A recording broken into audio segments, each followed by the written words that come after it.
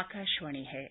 कोविड-19 विशेष कार्यक्रम के अंतर्गत प्रस्तुत है कोरोना वायरस संक्रमण की वर्तमान स्थिति पर चर्चा। इसे प्रस्तुत कर रहे हैं आकाशवाणी संवाददाता सिद्धार्थ सिंह। इस कार्यक्रम में आमंत्रित स्वास्थ्य विशेषज्ञ हैं डॉक्टर राजेंद्र के धनेजा। नमस्कार श्रोताओं, आकाशवाणी के समाचार सेवा प्रभाग द्वारा कोरोना जागरूकता श्रृंखला के इस विशेष कार्यक्रम में आपका स्वागत है। आज के इस अंक के साथ मैं हूं सिद्धार्थ सिंह।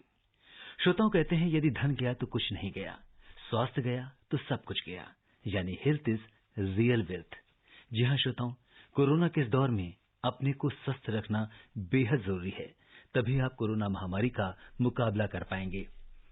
श्रोताओं, कोरोना को लेकर आपके मन में चल रहे तमाम सवालों का जवाब देने के लिए और इसकी वर्तमान स्थिति पर चर्चा करने के लिए आज के इस विशेष फोन इन कार्यक्रम में हमारे साथ हैं लेडी हार्डिंग्स मेडिकल कॉलेज के न्यूरोलॉजी डिपार्टमेंट के प्रमुख professor doctor Rajendra Kumar Dhamija. Doctor Dhamija, नमस्कार। कार्यक्रम में आपका स्वागत है। नमस्कार। आपके सभी श्रोताओं को मेरा नमस्कार। श्रोताओं, आप कोरोना से संबंधित सवाल हमारे आज के एक्सपर्ट से टोल फ्री नंबर 1800-115767 और 011-233-14444 पर पूछ सकते हैं। आप हमारे ट्विटर हैंडल @AIRnews पर #AskAIR पर अपने सवाल पोस्ट कर सकते हैं। डॉक्टर धमीजा, अगर हम देश में कोविड-19 की वर्तमान स्थिति को देखें तो देश में कोविड-19 संक्रमण से प्रभावित 6,50,000 से अधिक मरीज स्वस्थ हो चुके हैं और इस तरह स्वस्थ होने वालों का प्रतिशत जो है 62.93 या यूं कहें कि लगभग 63% तक पहुंच गया है। फिलहाल कोरोना के एक्टिव केसेस की जो कुल संख्या है वो लगभग 3.5 लाख है। हालांकि देश में संक्रमित मरीजों की कुल संख्या 10,38,000 से ज्यादा हो गई है।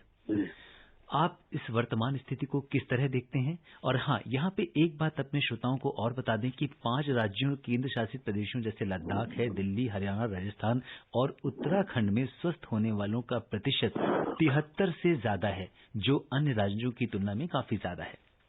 आप इसको किस तरीके से देखते हैं? देखिए, ये सही बात है कि हम जो है जनवरी के आखिरी सप्ताह से लेकर जुलाई के अब तीसरे सप्ताह में आए हैं और इस दौरान जो कोविड-19 का जो ट्रेजेक्ट्री है उसमें बहुत इवोल्यूशन हुई है और हमें बहुत सीखने को मिला है।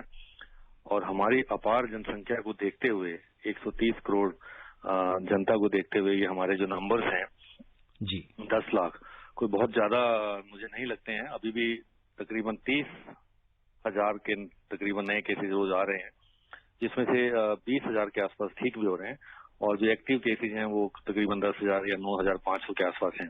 ये प्रतिदिन की संख्या बता रहा हूँ मैं, रोज के नए इजाफा जो हो रहा है। और अगर आप वो इनको रेशियो में देखें तो हमारे देश में तकरीबन 700 के आसपास केसेस पर मिलियन पॉपुलेशन है आज की तारीख में। 716 है जो एग्जैक्ट फिगर है कल की। और अगर आप डेथ रेट देखेंगे तो 18 पर मिलियन जो है, प्रति 10 लाख के पीछे 18 लोगों की डेथ हो रही है, जो कि बहुत कम है दूसरे विकसित देशों के मुकाबले में। यहाँ पे ये कहना बहुत जरूरी है कि जो ग्रोथ ऑफ एक्टिव केसेज है जी, जो कि नए केसेज की ग्रोथ है एक्टिव केसेज की, वो 3% 2 के आसपास है, जो डबलिंग टाइम हमें बताता है 20-22 दिन के आसपास जी। तो ये जो आंकड़े हैं ये मेरे हिसाब से अंडर कंट्रोल बताते हैं। अभी भी पैंडेमिक इंडिया में इवॉल्व हो रहा है। कुछ जगह पे जो है जैसे दिल्ली है या अभी चेन्नई में भी कुछ कंट्रोल में है, मुंबई जैसे था जी। और कुछ जगह पे जो है ये जो पैंडेमिक है ये नई नई जगह पे आ रहा है और अगले दूसरे प्रदेशों में जा रहा है। तो हमने एक स्टडी किया था मई के सेकेंड वीक में, जो 8-9 मई के आसपास हमने पब्लिश किया। तब भी हमने यही कहा था कि जो ये पैंडेमिक जो है एक टिपिकल पैटर्न में आते हैं और ये शुरुआत में जो हमारे इंटरनेशनल ट्रैवलर्स हैं वो लेके आते हैं, उसके बाद फिर उन्हीं ट्रैवलर्स के रिश्तेदार जो अमीर लोग हैं उनमें होता है और फिर अर्बन क्लब्स में जाता है और फिर जो है मेट्रोपॉलिटन सिटीज में है, जैसे दिल्ली, बॉम्बे, चेन्नई, बेंगलोर में हुआ और उसके बाद जो है अब रिमोट एंड रूरल और सेमी अर्बन और रीजनल एरिया में जा रहा है। तो अभी स्थिति जो है वो यही है कि महानगरों से ये जो है दूसरे प्रदेशों में और दूर दराज के क्षेत्रों में भी अपने पांव फैला रहा है, जैसे यूपी या बिहार में अभी आप देखने को मिल रहा है। बिल्कुल डॉक्टर धमीजा, अगर हम देखें तो महाराष्ट्र, तमिलनाडु, कर्नाटक, आंध्र प्रदेश और दिल्ली में कुल मिलाकर 66% से अधिक सक्रिय मामले हैं, जो टोटल टैली है जी। तो ये इसका कहना ये है कि इन जगह पे टेस्ट भी हो रहे हैं, जैसे दिल्ली में तो काफी अच्छे टेस्ट हो रहे हैं, नंबर्स की बात करें। और अभी भी मुझे लगता है कि महाराष्ट्र है, तमिलनाडु है, गुजरात है, दिल्ली है, इनमें अभी हमारा जो पॉजिटिविटी रेट है जी, यानी कि अगर आप 100 टेस्ट करेंगे तो 5% से ज्यादा नहीं आने चाहिए, तो आपको लगता है कि एडिक्वेट नंबर ऑफ टेस्टिंग हो रही है देश में जी।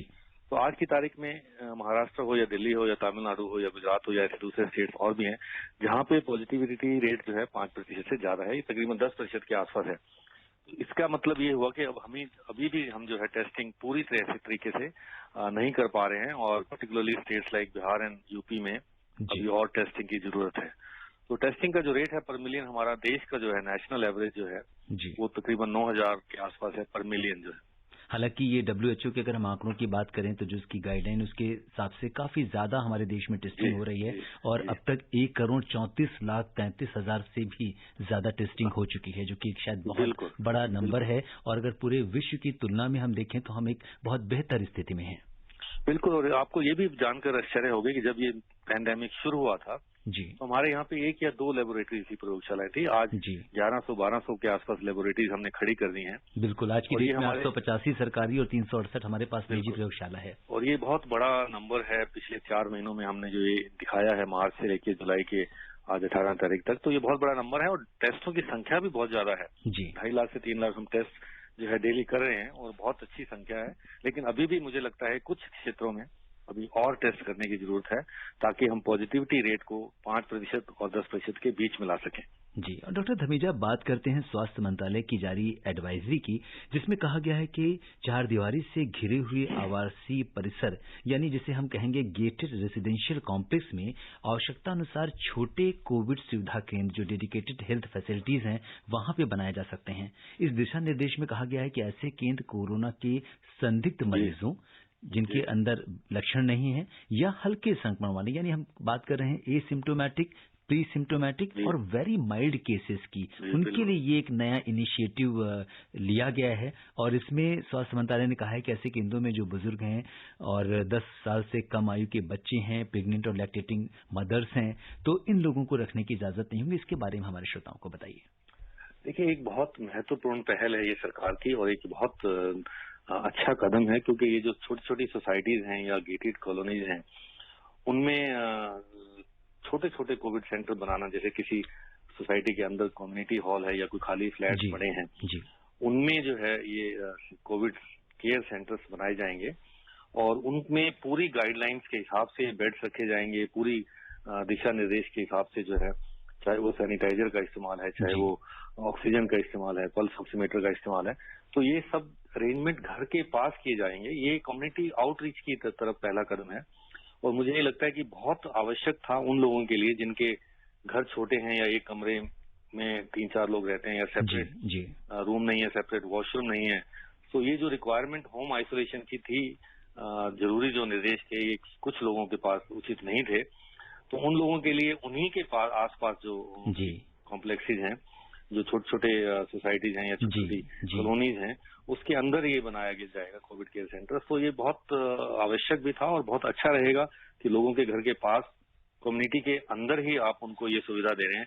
उनको चल के बाहर आने की जरूरत नहीं है, किसी एम्बुलेंस को बुलाने की जरूरत नहीं है, और उनके लिए जो कोविड केयर सेंटर उनके घर के अंदर या घर के पास जो है, जो रेजिडेंशियल सोसाइटीज हैं या कॉलोनी है, तो घर के अंदर ही बोले कहेंगे, घर के आसपास ही ये सुविधा सरकार की। डॉक्टर धमीजा, एक बात मन में आती है कि जब हम एक रेसिडेंशियल कॉम्प्लेक्स में इस तरह के जो हम कोविड सेंटर्स बनाएंगे, तो वहां पे उस परिसर में रहने वाले जो लोग हैं, उन्हें किस तरह की सावधानी बरतनी चाहिए?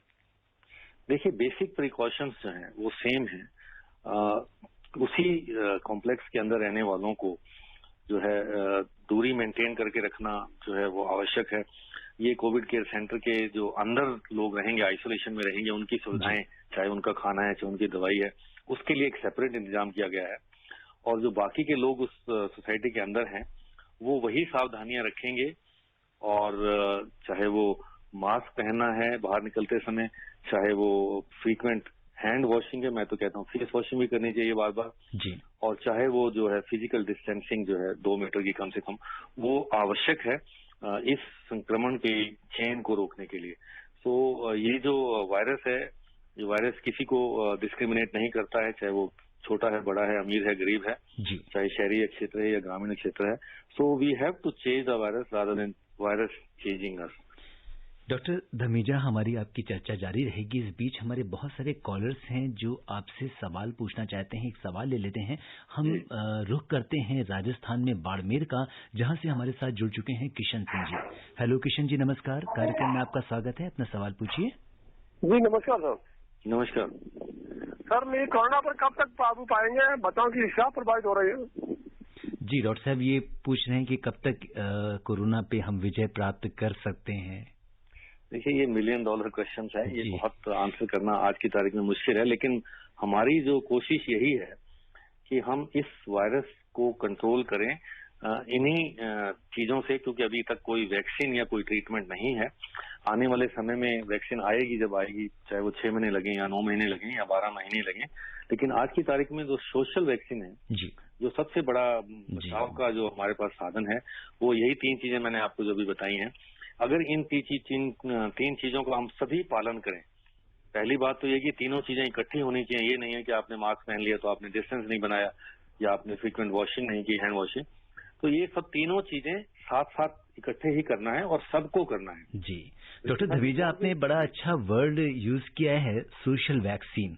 जी, क्योंकि अगर हम मास्क लगाते हैं, हैंड हाइजीन रखते हैं और सोशल डिस्टेंसिंग का पालन करते हैं, तो शायद इससे बड़ी वैक्सीन कोई हो नहीं सकती.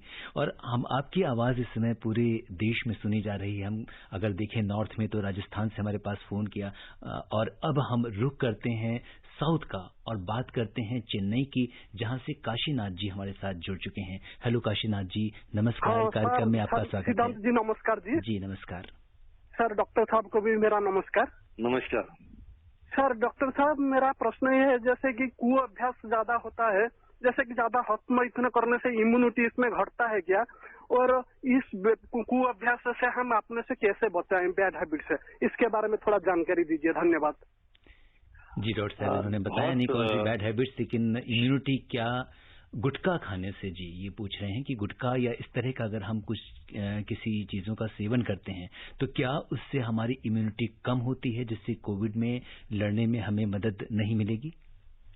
ये जो स्मोकिंग वाला है, जो टोबैको है, और जो गुटखा की इन्होंने बात की, च्यूइंग है जिसमें, तो ये सब जो है आपकी रेस्पिरेटरी फंक्शंस को, ओरल रेजिस्टेंस को कम करते हैं. ये कभी भी जो है, वैसे नॉर्मल टाइम में भी इन आदतों से बचना चाहिए.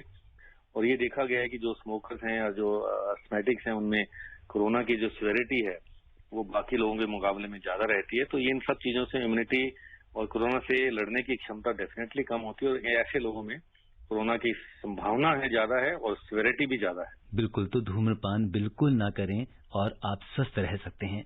डॉक्टर धमीजा, आज कोरोना के दौर में शारीरिक से ज्यादा मानसिक रूप से लोगों पर प्रभाव पड़ा है. आपका न्यूरोलॉजी में कई दशकों का अनुभव रहा है.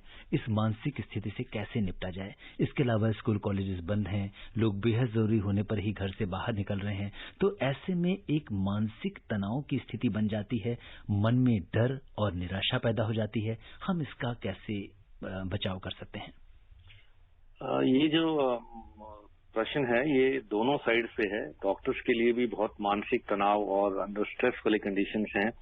आप अपनी जान की रक्षा की परवाह ना करते हुए आप मरीजों की सेवा कर रहे हैं. डॉक्टर्स लोग, जो हेल्थ केयर वर्कर्स हैं, जो कोरोना वॉरियर्स हैं, और उनको भी जो अंडर स्ट्रेस रहते हैं. आपको पता है कि आप एक्सपोज हैं, पेशेंट देख रहे हैं, या इवन हॉस्पिटल में भी जो कोरोना के पेशेंट नहीं देख रहे हैं, वो भी दूसरे मरीज देख रहे हैं. उनमें से भी कुछ लोग एसिम्प्टोमेटिक, प्री-सिम्प्टोमेटिक हो सकते हैं. और सबसे बड़ा ये अनसर्टेनिटी यही रहती है कि जब ये डॉक्टर्स और जो हेल्थ केयर वर्कर्स अपने घर जाते हैं, जिनके बुजुर्ग माँ बाप हैं या छोटे बच्चे हैं, तो वो उन पे इन्फेक्शन देने का डर रहता है. तो ये स्ट्रेस बहुत भारी रहता है. और इसके साथ साथ ये भी है कि अगर आपको कोरोना हो जाता है तो अनसर्टेनिटी रहती है कि अब क्या होगा फ्यूचर में. तो ये फियर साइकोसिस भी है.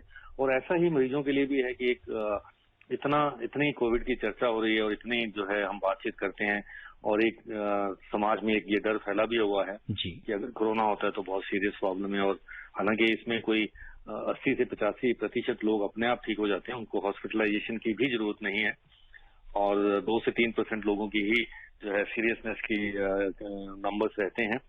लेकिन कहने की बात यह है कि इन सब चीजों के अलावा जो लॉकडाउन हैं या जो दूसरे इसके प्रभाव हैं, जैसे स्कूल्स बंद हैं या बिजनेसेस थोड़े डाउन चल रहे हैं या आप लोग घर में बैठे हैं, तो उससे जो मानसिक तनाव की जो स्थिति रहती है, चाहे वो एंग्जाइटी है, चाहे वो डिप्रेशन है, चाहे वो फोबिया है, जो डर की बीमारी है, चाहे वो आइसोलेशन के कुप्रभाव हैं, तो ये भी देखा गया है कि वनरेबल जो ग्रुप ऑफ पॉपुलेशन है, जैसे बुजुर्ग हैं, उनके लिए ये कहते हैं कि आप घर से बाहर मत निकलिए, हम उनको शील्ड करके रखते हैं, खासकर 65 साल से उम्र के ज्यादा बड़े लोगों को। तो उनके में ये देखा गया है कि कुछ लोगों को जो है अब सोशल आइसोलेशन की प्रॉब्लम हो गई है। सोशल डिस्टेंसिंग या फिजिकल डिस्टेंसिंग एक अलग चीज है, लेकिन हम ये कहते हैं कि आप अपने आप को सोशली आइसोलेट मत करिए। आप अपने परिवार से, अपने ग्रैंड चिल्ड्रन से, चाहे वो फिजिकली ना कनेक्ट रहें, लेकिन आप वर्चुअली कनेक्ट रह सकते हैं। वर्चुअली कनेक्ट रहें, डिजिटली जो है कनेक्ट रहें, आप अपने मित्रों से बात करें और सोशली भी एक्टिव रहें। और बहुत सारे तरीके हैं जिसमें आप अपने आप को व्यस्त रख सकते हैं और फैमिली के साथ क्वालिटी टाइम बिता सकते हैं, चाहे वो वर्चुअली का ना हो। तो मैं ये सलाह दूंगा कि सोशल आइसोलेशन की बजाय अब हम जो है सोशली कोहेसिवनेस की बात करें और वो जो है कनेक्शन की बात करें, ताकि लोग आपस में कनेक्टेड रहें और इस चीज से, तनाव से जो है बचे रहें। इसके साथ साथ और बहुत सारी रिलैक्सेशन टेक्निक्स हैं, जैसे योगा है या मेडिटेशन है। हम एक प्रोजेक्ट भी चला रहे हैं जिसमें हम ये कह रहे हैं कि आप प्राणायाम करिए, और खासकर उन लोगों के लिए जो कोविड मरीजों के संबंधी हैं या घर के लोग हैं जो एक्सपोज हो चुके हैं, चाहे वो हेल्थ केयर वर्कर्स ही क्यों ना हो, तो इन सब लोगों के लिए जो रिलैक्सेशन टेक्निक्स, पर्टिकुलरली योगा है और प्राणायाम है, मेडिटेशन है, ये सब करें तो इनसे आपको पीस ऑफ माइंड भी मिलेगी और स्ट्रेस भी कम होगी, आपकी प्रोडक्टिविटी भी बढ़ेगी और आपको कोरोना से लड़ने में क्षमता भी बढ़ेगी। जी डॉक्टर धमीजा, आपने बहुत महत्वपूर्ण बात कही। न्यूरोलॉजी में आपके पास इतना लंबा अनुभव है, इस तरह के पेशेंट्स आते रहते हैं, आप उनकी साइकी समझते हैं, और आपने ये जो सलाह दी है और जिस तरह से सोशल कोहेसिवनेस की बात की है आपने, और इमोशनल डिस्टेंसिंग ना हो, हम एक दूसरे से जुड़े रहें, ये बहुत महत्वपूर्ण है। हमने राजस्थान का रुख किया, फिर हम चेन्नई गए, अब हम रुख करते हैं मध्य प्रदेश का और सीधे जुड़ते हैं राजेश मैमा जी से। राजेश जी नमस्कार, कार्यक्रम में आपका स्वागत है जी, अपना सवाल पूछिए। मैं सिंध परवाड़ा से राजेश मैमा बोल रहा हूँ और मेरा प्रश्न ये है कि क्या आयुर्वेदिक पद्धति से कोरोना का इलाज संभव है? जी, आयुर्वेदिक पद्धति से कोरोना का इलाज संभव है। हालांकि बीच बीच में हम अपने आयुर्वेदिक एक्सपर्ट्स को बुलाते रहते हैं और अलग अलग पैथी, क्योंकि डॉक्टर धमीजा आप मेरी इस बात से जरूर सहमत होंगे कि ये शायद पहली बार ऐसा देखा गया है कि जितनी भी पैथी है उनके बीच में जो सिंक्रोनाइजेशन है, चाहे वो एलोपैथिक हो, आयुर्वेदिक हो, होम्योपैथी हो, ये सारे एक सिंक्रोनाइज्ड वे में काम कर रहे हैं कोरोना के विरुद्ध। जी बिल्कुल ठीक कहा आपने, और क्योंकि मैं तो एलोपैथिक का स्टूडेंट हूं और एलोपैथी की प्रैक्टिस करता हूं, लेकिन हाल ही में और शुरुआत में भी बहुत सारी गाइडलाइंस आई हैं जिसमें कहा गया है कि गर्म पानी के गार्गल्स करिए, गर्म पानी पीजिए और काढ़ा लीजिए, और इसके साथ साथ अभी मैंने जिक्र किया था कि योगिक एक्सरसाइजेज का या योगा का, तो हमारा ये जो प्रोजेक्ट चल रहा है योगा के लिए, जो मेडिटेशन और प्राणायाम का, ये आयुष मंत्रालय के सहयोग से चल रहा है।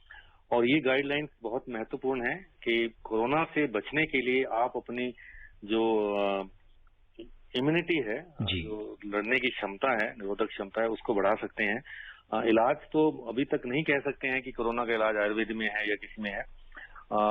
जरूर 2-3 दवाइयां अभी जो है प्रचलन में हैं, जिसमें से एक दवाई पर्टिकुलरली कल ही जिसका ट्रायल आया है, बहुत महत्वपूर्ण फाइंडिंग्स आई हैं, लेकिन अभी तक ना तो कोई वैक्सीन है ना कोई क्योर है, चाहे वो एलोपैथी हो चाहे वो आयुर्वेदिक हो।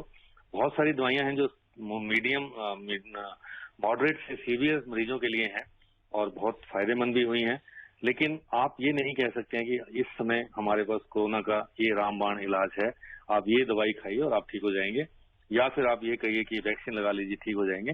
सो इम्यूनिटी बढ़ाने के तरीके हैं और वो जरूर आप इस्तेमाल करें ताकि आप कोरोना से बचे रहें।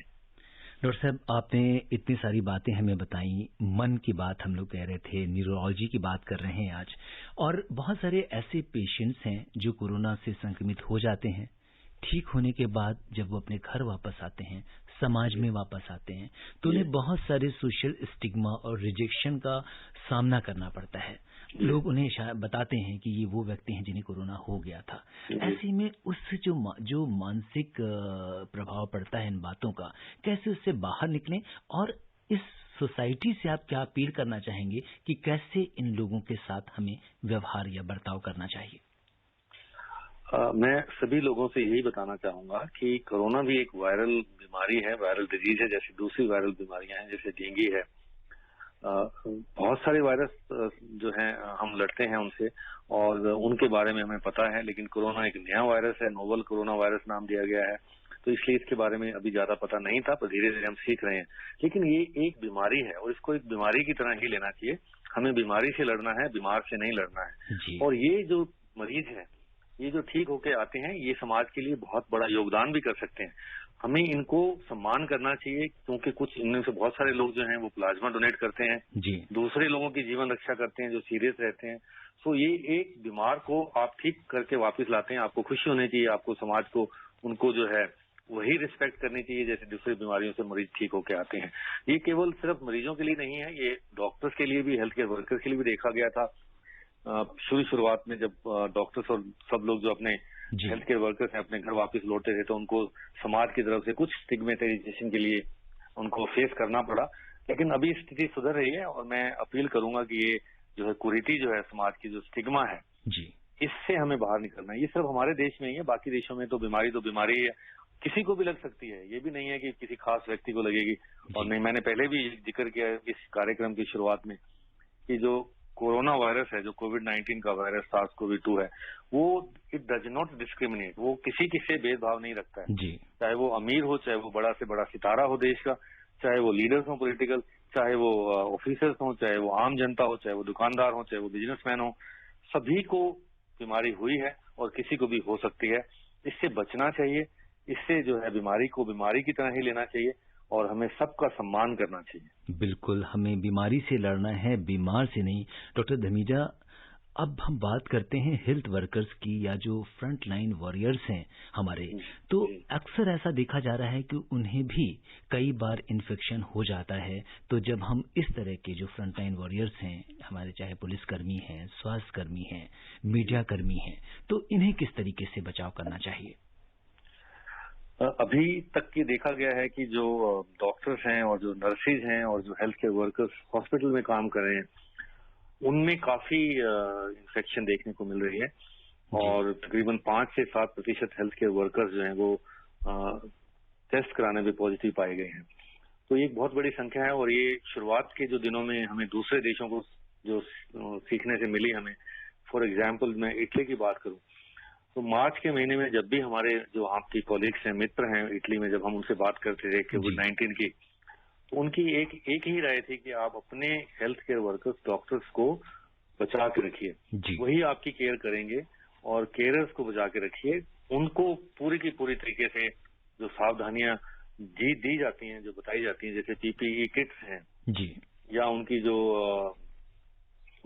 यूनिवर्सल प्रिकॉशंस हैं, उन सबको कड़ाई से पालन करें और सबको वो मुहैया कराएं और सबको वो सुविधाएं मिलें। तो ये देखा गया है कि ये अब धीरे धीरे करके ये जो बाकी के हेल्थ केयर जो फ्रंट लाइन वॉरियर्स हैं, जैसे पुलिस वाले आपने बात की, अब पैरामेडिक्स हैं, जो एम्बुलेंस ड्राइवर्स हैं, वो भी इन मरीजों के संपर्क में आते हैं तो एट रिस्क रहते हैं और इन लोगों को भी जो है रिस्क ज्यादा रहता है। इतनी स्टडीज हुई हैं इस बारे में, ये देखा गया है कि एक समय ऐसा था जब ये कहा गया कि 4.5 लाख हेल्थ केयर वर्कर्स जो हैं पूरे विश्व में ये चीज से ग्रसित हैं और दिल्ली के तकरीबन हर अस्पताल में, हर हॉस्पिटल में, चाहे वो बड़ा हॉस्पिटल है चाहे छोटा हो, किसी में 100 हेल्थ केयर वर्कर्स जो है पॉजिटिव हैं, किसी में 200 हैं, किसी में 600 हैं, किसी में 700 हैं। तो सभी हॉस्पिटल्स में ये देखा गया है और ये भी देखा गया है कि जो health care workers, doctors, nurses जो हैं, जो कोविड एरिया में काम कर रहे हैं, उनको बल्कि कम इन्फेक्शन के जो देखा गया उनको positivity rate as compared to जो नॉन कोविड एरिया में काम कर रहे हैं, उनमें ज्यादा इन्फेक्शन पाया गया है। उससे ऐसा लगता है कि नॉन कोविड एरिया में जब डॉक्टर नर्सेज काम करते हैं तो थोड़े लापरवाह रहते हैं, लापरवाही से काम हो सकता है। तो उनको भी वही जो है प्रिकॉशंस जो है लेनी चाहिए, यूनिवर्सल प्रिकॉशंस, और जो है अपने लिए भी और अपने मरीजों के लिए भी इन सावधानियों का जरूर पालन करें। जी जी, बिल्कुल सही बात आपने कही डॉक्टर धमीजा।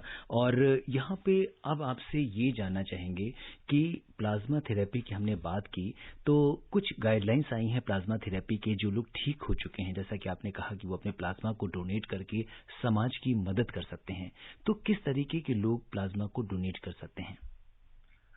देखिए, जो भी कोविड-19 से जो है रिकवर होके आया है, उसमें जो हमारी एंटीबॉडीज हैं, जो कोरोना वायरस से लड़ने की जो हमारा हथियार है जी, आईजीजी हम जिनको बोलते हैं, वो एंटीबॉडीज जो है उनके प्लाज्मा में बनती हैं। और वो देखा गया है कि 14 दिन जब आप रिकवरी के और ज्यादा निकल के आते हैं, 17 से 14 दिन के बाद जो है, तब आपके शरीर में इतनी एंटीबॉडीज बनती हैं कि आप दूसरों की जान भी बचा सकते हैं। तो जो डोनर्स हैं उनका जो है हम देखते हैं कि उनमें न्यूट्रलाइजिंग एंटीबॉडीज हैं और उनकी क्वांटिटी सफिशिएंट है जी, और उनको एक पर्टिकुलर रेंज में है, और तो उसको हम जो है उनको रिक्वेस्ट करते हैं, उनको हम जो है इस माध्यम के आपके माध्यम से भी मैं अपील करता हूं कि वो आगे आएं और अपने साथियों, जो हमारे देश के दूसरे लोग हैं जो कोरोना से ग्रसित हैं, उनकी जीवन रक्षा में अपना सहयोग दें। जी बिल्कुल। और डॉक्टर धमीजा, यहाँ पे एक नंबर बता देते हैं कि जो भी लोग प्लाज्मा अपना डोनेट करना चाहते हैं वो 1031 नंबर है जिस पे फोन कर सकते हैं। इसके अलावा 8800007722 पर वो व्हाट्सएप के द्वारा भी प्लाज्मा डोनेट करने के लिए रिक्वेस्ट डाल सकते हैं। और इस बीच डॉक्टर साहब हम रुक करते हैं उत्तर प्रदेश का। राजधर मिश्रा जी हमारे साथ जुड़ चुके हैं। हेलो राजधर जी, नमस्कार। कार्यक्रम में आपका स्वागत है। नमस्कार। नमस्कार जी। मेरा 2 सवाल है जी सर। मेरा पहला सवाल है कि जिनको उम्र 60 साल के ऊपर हो गई है, उनको शुगर और बीपी को मतलब मरीज है, सर खाने में उनको क्या क्या लेना चाहिए ताकि उनकी इम्यूनिटी सब बराबर बनी रहे जी। और सर मेरा दूसरा सवाल है सर कि अगर मार्केट जाते हैं, कोई दैनिक सामान लेके आते हैं, सामान कुछ भी सामान हो गया तो सर उनकी खतरा रहता है कि मार्केट लेके आते हैं कहीं कोरोना न हो जाए। सर इसको कितने दिन के बाद यूज करें, तो 10 घंटे 20 घंटे 30 घंटे के बाद, ताकि कोरोना से मुक्त रहे सर। बिल्कुल डॉक्टर धमीजा, इनके 2 सवाल हैं और बहुत जल्दी से आपका जवाब चाहेंगे क्योंकि समय की थोड़ी कमी है जी। बिल्कुल, पहला तो इनका सवाल मैं एक बार रिपीट कर देता हूं जी। 60 साल से ऊपर के वो सभी व्यक्तियों के लिए सवाल है जो 60 साल से ऊपर के हैं और वो हाई ब्लड प्रेशर या डायबिटीज या इस तरह की बीमारी से ग्रसित हैं। एक ही लाइन में ये कहूंगा कि अगर इनको बहुत ज्यादा जरूरी है तभी बाहर निकलें, और दूसरा जो शुगर है या ब्लड प्रेशर है उनको अच्छे से कंट्रोल करके रखें, और तीसरा ये है कि बैलेंस डाइट लें। डाइट के ऊपर भी इनका क्वेश्चन था, तो बैलेंस डाइट लें। अपने जो ये एट रिस्क रहते हैं, हाई रिस्क है इनका, क्योंकि इनको कोमॉर्बिडिटीज हैं ब्लड प्रेशर और शुगर की, तो वो अच्छे से कंट्रोल करके रखें, और अगर बहुत ज्यादा जरूरी है तभी बाहर निकलें, और तीनों सावधानियों का इस्तेमाल, प्रिकॉशन का इस्तेमाल करें। तो दूसरा सवाल इनका था जी, मार्केट अगर जाते हैं और सामान लेके आते हैं तो उससे किस तरीके से सैनिटाइज करें या कब यूज करें? कोरोना की जो लाइफ है वो अलग अलग सरफेस पे अलग अलग देखी गई है। आमतौर पे जो दिन हम जो रोज की मर्रा की जो हमारी जरूरतें हैं, जैसे आपकी सब्जियां हैं, दूध हैं, तो इनको आप 2 से 4 घंटे तक रख सकते हैं, और उसको रनिंग वाटर में या सोप एंड वाटर में आप जो है एक बार निकाल सकते हैं, धो सकते हैं। रनिंग वाटर में अगर आप सब्जियां धोएंगे तो कोई दिक्कत नहीं है, आप 2-4 घंटे बाद आराम से आप उनको इस्तेमाल भी कर सकते हैं। तो ये जो आम चीजें हैं उनमें सिर्फ यही सावधानी रखनी है कि बार बार अपने भी हाथ धोएं और बार बार जो है अपना फेस वॉश करें, और जब बाहर निकलें तो मास्क पहन के निकलें, बिना मास्क के बिल्कुल नहीं निकलें, और आपस में जो है डिस्टेंस, फिजिकल डिस्टेंस जो है एटलीस्ट 2 मीटर का वो बना के रखें। बिल्कुल डॉक्टर धमीजा, अब समय हमें इजाजत नहीं दे रहा है कि हम इस चर्चा को आगे बढ़ाएं। आप कोविड-19 के इस विशेष कार्यक्रम से जुड़े और आपने हमारे श्रोताओं के प्रश्नों का उत्तर दिया, आपका बहुत बहुत शुक्रिया। बहुत बहुत धन्यवाद आपका इस कार्यक्रम में मुझे शामिल करने के लिए। श्रोताओं को नमस्कार। श्रोताओं, आज के अंक में बस इतना ही। चलते चलते आपसे यही कहेंगे कि आप मास्क लगाइए, हाथ धोते रहिए, सोशल डिस्टेंसिंग बनाए रखिए और अपने मोबाइल ऐप पर आरोग्य सेतु ऐप जरूर डाउनलोड कीजिए। साथ ही आप कोरोना से जंग में अपना हौसला यूं ही बनाए रखिए और अपना बहुत बहुत ख्याल रखिएगा। इसी कामना के साथ दीजिए मुझे अनुमति। नमस्कार। कोविड-19 विशेष कार्यक्रम के अंतर्गत अभी आप सुन रहे थे कोरोना वायरस संक्रमण की वर्तमान स्थिति पर चर्चा। इसे प्रस्तुत कर रहे थे आकाशवाणी संवाददाता सिद्धार्थ सिंह। इस कार्यक्रम में आमंत्रित स्वास्थ्य विशेषज्ञ थे डॉक्टर राजेंद्र के धनेजा। ये कार्यक्रम आकाशवाणी के समाचार सेवा प्रभाग द्वारा प्रस्तुत किया गया। इसे आप हमारे mobile app news on AIR पर भी सुन सकते हैं। कार्यक्रम के संबंध में अपनी प्रतिक्रिया आप हमें ईमेल कर सकते हैं पता है AIRNSDtalks@gmail.com। कार्यक्रम को दोबारा सुनने के लिए लॉग ऑन करें हमारी वेबसाइट newsonair.com।